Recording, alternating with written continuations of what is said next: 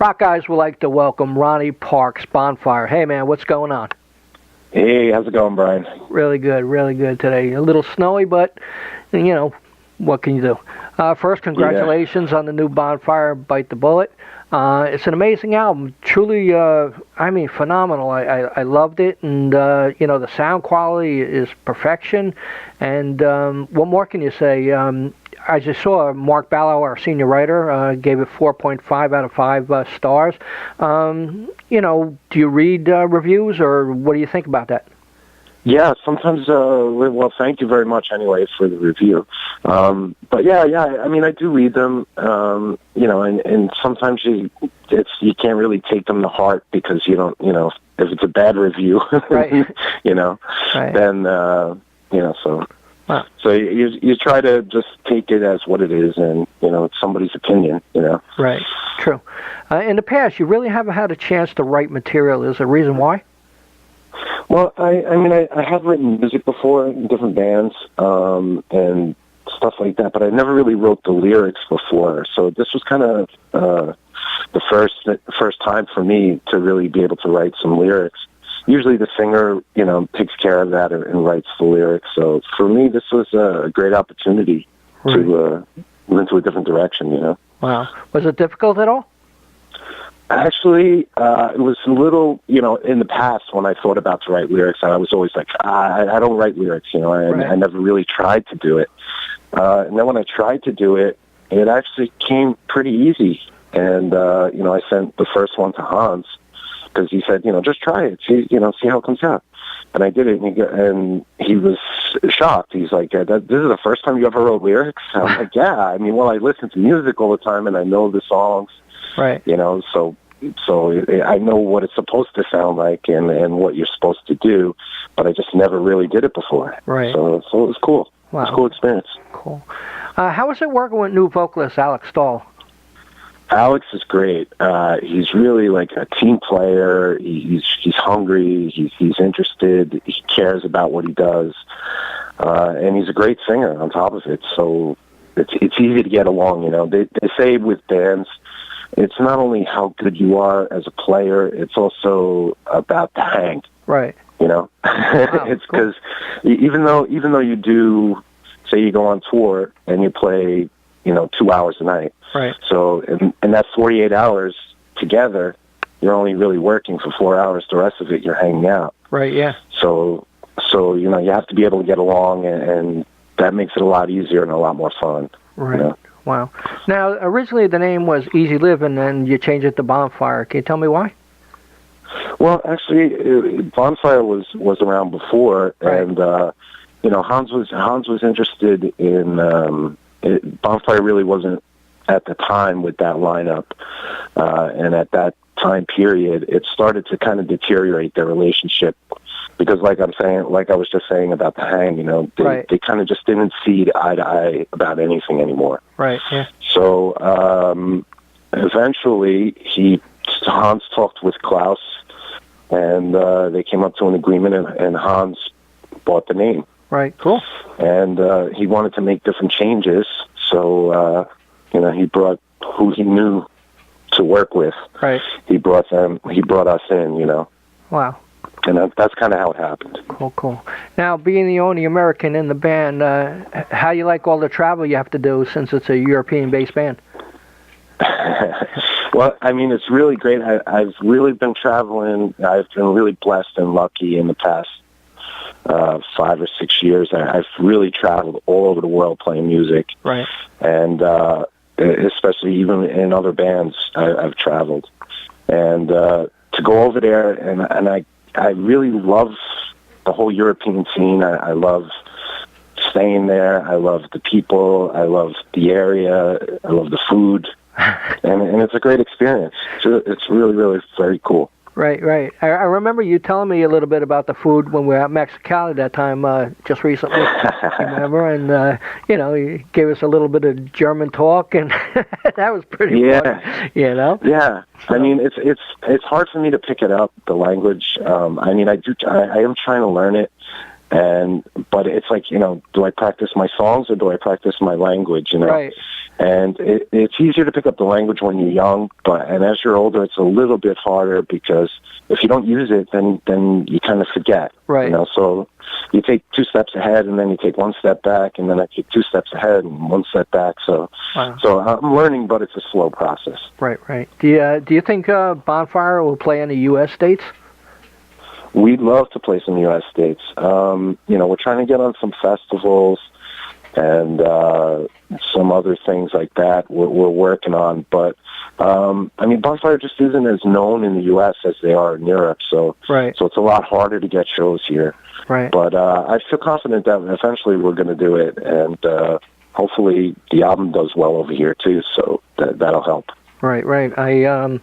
I think the last time I saw a Bonfire was probably at Rocklahoma many years ago, So, I hope you guys do play some U.S. states and stuff like that. Yeah, me too. Yeah, that'll be really cool. What's your tour plans for Europe? Well, we start out April 1st and 2nd. We're doing Barcelona and Madrid. And then we start again on April 13th, I believe. And it's basically Germany, France. I think we have some Czech Republic dates. Probably back up to Norway and Sweden again, Belgium. That's usually the areas that we usually play. Right. The production on the album, who produced it? Actually, this is the first time. Bonfire is based out of Ingolstadt, Germany.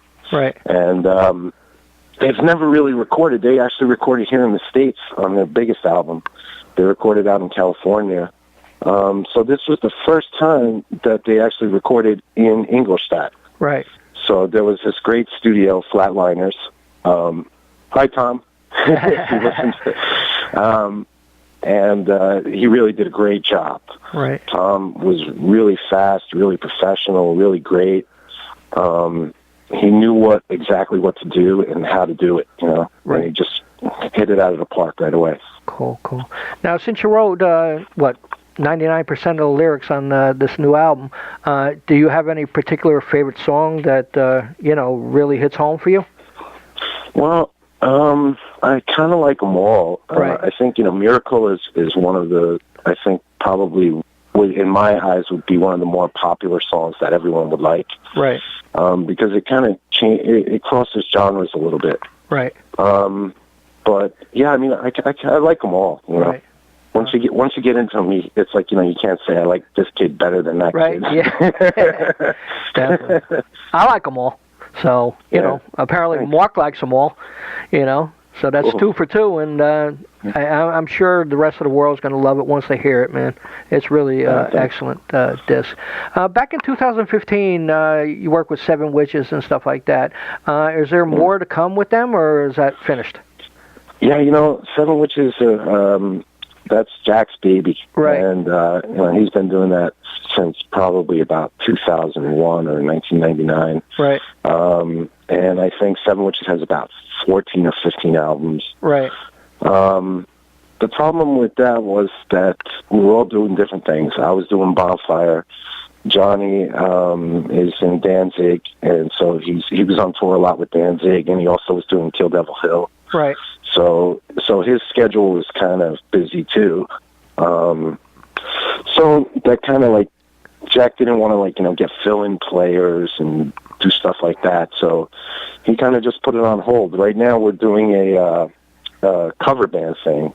It's called the Frost Metal Coalition. Right. And, switching up players and singers. And we're doing a couple of those shows. We actually have a show Saturday at the Chance Theater.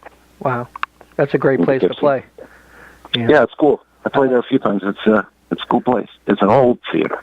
Right, yeah. But it's a lot of fun. Every place, has their special meaning and stuff like that. But the Chance, actually, any place you stand is a great view of the band, no matter where you are. Yeah. Yeah, that's definitely true. And it's cool. It's a really old place. It's got a cool looking history. You know, it looks like there's a lot of history to the place. You know, right? Yeah. I don't know what it is, but it looks like there's some. Wow. Now let's get into the history. Okay. You know, as I told you, I did some research. So, did it all start with Cleavage? Actually, there was a band before that I was in called Stallion. And we used to do, I don't know if you remember this, because I know you're from the area, but they used to have the China Club in Hillsdale. Yes, I photographed. Sunday shows. Yeah. So we used to play there all the time. I mean, Trickster was always there, and a few other bands. Right. But yeah, we used to do that pretty much, you know, once a month or something in Studio One. Right. And then I got into Cleavage, me and my brother. Because we had problems with a singer. We couldn't find a singer. So Larry from Cleavage had called us, and we ended up getting in Cleavage. And that went really well for a while. And that was in the 80s, right? That was like 1989 or something. Right. Something like that. Yeah, I remember going to the China Club. You remember a band called White Fox? Reggie Wu was the guitar player. You remember him? No, that don't sound familiar. Yeah, he's a cool guy. Okay, let's get to. Tell me a little bit about Black Cat Studio Tracks. Wow, you really did do research. I told you. I warned you. Well, what had happened was after Cleavage, I was in another band called Jupiter Green, right, with three brothers. We were really good friends. They're all super talented. I mean, you know, they all have like perfect pitch, and one brother plays the bass, one plays drums and guitar, and the other one plays trombone and piano and guitar and everything else and sings. So, and they would harmonize great. So we did that band for a couple of years. And then I just kind of really got sick of the music business. You know, right. I wanted to get out. I think everybody kind of had this little space where they're like, forget it. Right. I'm just going to quit. But you can't. You know, when you're a musician, it's in your blood, it's in your heart. So you can't just walk away from it. You have to keep doing it. So I started up this business trying to do music for movies and stuff. Right. So that's what Black Cat Soundtracks was. I put together a whole CD. I played every instrument and tried to sell it as like backing tracks for movies. Right. Wow. That's pretty cool. Yeah, it was cool. Yeah. In '97, did you work for Time Warner Cable account executive? Holy crap. So you were executive, huh? Yeah. Yeah, actually, no, I did. I had this really cool part-time job there that allowed me to have the freedom to do bands and travel and stuff. And, you know, it was just like an extended customer service supervisor type of thing, you know. But I didn't really have to be in the office very much, so it was kind of cool. Right, yeah. Wow. And in 2001, I guess you went to school. You went to the Institute of Audio Research in New York City? Yeah. What are you like? Were you just casing my house? I told you it'd be fun. I told you that. So I went over and did the 6-month engineering course because it was like I knew music and I knew engineering, and you know, I've recorded enough CDs at that point. So I decided to let me try to see if I can get into being a studio technician or an engineer or something. Right. And it was actually kind of cool because it really put a lot of the, you know, things I knew, but I didn't know how they work or how this happened, or, you know, it was just magic in the past, you know. But now I knew how it worked. I knew how microphones work. I know what omnidirectional is as opposed to a cardioid pattern, you know. Right, yeah. Wow. So it was cool. It was really good. And I did really well, and I got a scholarship, but at the time to jump into that type of job just wasn't possible. Right. Wow. Now, in 2006, New Jersey Bon Jovi tribute, Slippery When Wet, which are still around now. And, I mean, really successful band for a tribute band, and it's still going, like I said. How is it working there? Well, I mean, that's my brother's band. He's the singer. And when he first started it, he asked me to play guitar, and I said no. And eventually, in 2006, the bass player was leaving. He said, you want to play bass? So I said, yeah, okay, why not? Right. So I did it, and we actually did a lot. We played a lot of shows. We did a lot of stuff for the U.S. military. We played in Afghanistan, Kuwait. Wow. UAE. We played all over the place. And, that was also a great experience and really cool stuff to be able to give back to the troops, and play for them. Wow. Yeah, it was really, really cool. Cool. Now, in 2009, Far Cry on Kivel Records, I got to see you guys, actually. I think it was a Moloch Rock Fest, Ah, yeah. Yeah, so... Yeah, we did a couple. Right. That was a pretty successful band. Yeah, Far Cry was a really cool band. That was a Kivel band, and P. Fry, and Angelo, and Tommy from Slippery When Wet was actually in that. That's how I got in that. Right. So, yeah, we did... There was 2 albums out, and the second one was good. That was the one that I didn't play on the first one. I played on the second one. Right. And we did a couple of the festivals. It was really cool. Cool. Now you got Tango Down in 2013. You also got Metalheads in 2013. Yes. You really did amazing research. I'm shocked. Thank you. I told you that yesterday. You remember? I told you 2 hours. I didn't think there was that much stuff out on me. That's what I was saying. Yeah, I said, you had a great career. It goes back. Yeah. Well, when I was doing Far Cry, I became friends with the guys in Tango Down. Right. With Riff and Keith. And they were also on Kivel Records, so they were changing the bass player and asked me if I wanted to do it. So I said, yeah, of course, it'd be fun to play with you guys. So we did that, and that was actually the first band that I played in with Dave. Right. With David Reese. I had talked to him previously because when Far Cry, like you were saying before, we played Melodic Rock Fest 2. He was supposed to be playing with Bangalore Choir, but the band couldn't do it or something, so Far Cry was going to be the backing band. Right. And then all of a sudden, everything changed, and they said, no, if it's not Bangalore Choir, we're not going to do it. So, right, yeah. So nothing ever happened to that, but me and Dave had already made a connection there. Cool. So when I got in Tango Down, it just, carried on from there. Right. And what's Metalheads? Metalhead was an all-star cover band I put together. That was with, we did 2 shows, and it was kind of just like a filler thing for me. And I had J3 on guitar. He plays with Methods of Mayhem. Oh, yeah. Tommy Lee's Methods of Mayhem. Yeah. And he's done a bunch of other stuff. Really great guitar player, great singer. Cool. And Johnny Kelly played the first show on drums. Ronnie Lipnicki did the second one. Paul Morris on keys, me on bass, and my brother singing. Cool.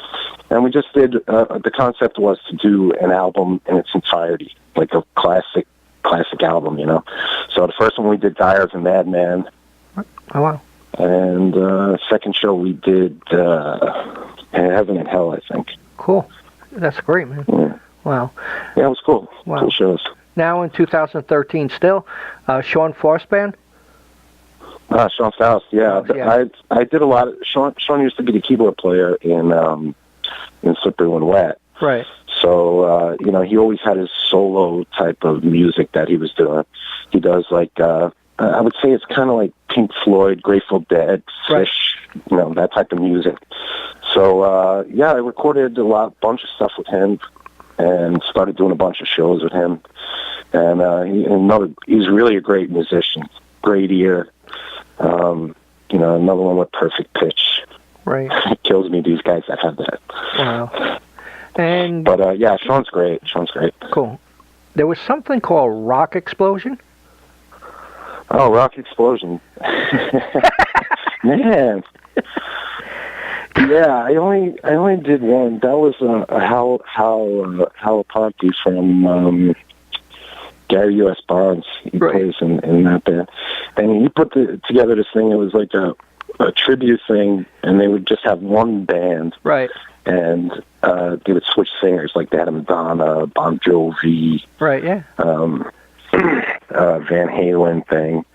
So we did a show with them. We're supposed to do a couple more, but I only ended up doing one. Right, yeah, wow. I think that was me, Maz from Ted Poley.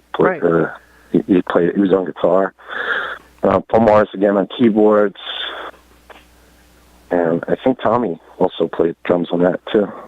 Cool. You also worked with Poley a little bit, didn't you? Yeah, I did. We did one show with him out in South Dakota. Right. We were playing with Far Cry, and Far Cry was his backing band. Right. Wow. So it was cool. I mean, we were supposed to do a little bit more, but the bass player that Ted had at the time, he ended up keeping him, and so there wasn't really room. But yeah, I'm still good friends with Ted. Cool. The last one I got, Vic LaCar. Vic LaCar, yeah. Vic, now I think Vic lives in New Orleans. He was living in Hoboken. Right. And he did an album with Joe and Turner, Vic LaCar's Blue Moon. Uh-huh. So we did a bunch of stuff on there. And that's actually how I met Paul, through Vic. Right. Because Vic had this one record that he did, and he had like all these crazy, great players on it. And Paul on keyboards. He had Scott Travers on drums, and all these people. And so we did a show at some theater, and he's like, I got this keyboard player coming down tonight. This guy Paul. I'm like, yeah, but he never even came to rehearsal. It's like, is he going to know the songs? Right. Yeah, don't worry about it. And he came, and he was great, and we just clicked right away, me and Paul. So cool. So that was the Vic LaCar thing. Wow. So was it fun going down memory lane? Yeah, it was pretty cool. I'm really shocked you found so much stuff. I hope you didn't find anything else. Why? What did I miss? Anything? I don't know. Wow. So now you're in Bonfire and stuff like that. When the kids come up to you for autographs and stuff, what's that feeling like? Oh, it's great. I mean, I always had that. We had that in Far Cry and Tango Down and all that stuff, Right. But it was really kind of cool. The difference with Bonfire was, going over there, I didn't realize, I knew of Bonfire, but I didn't know exactly how big Bonfire was in Europe and Germany. So to go there and my first show with them and see all the people singing the songs, it really was, it was great. Wow. Really, really great. Cool. And I loved it. I love the music. I love the songs. Right, yeah. When Bonfire plays a big show or a festival and stuff, is there anything special you guys ask for on the tour rider? Well, Jagermeister is always on the rider. Wow. Yeah, a bottle of Jagermeister is always on there. There's probably some other things too. Right. Yeah. Wow. But Jagermeister definitely. Wow. And how is Mrs. D? Misty is good. Cool. She's busy at work today. Wow. But she said to say hello. Okay. Cool. Yeah. At least you got out of the snow, right? Yeah. She made it out. Wow. So what's the rest of the year look like for you now?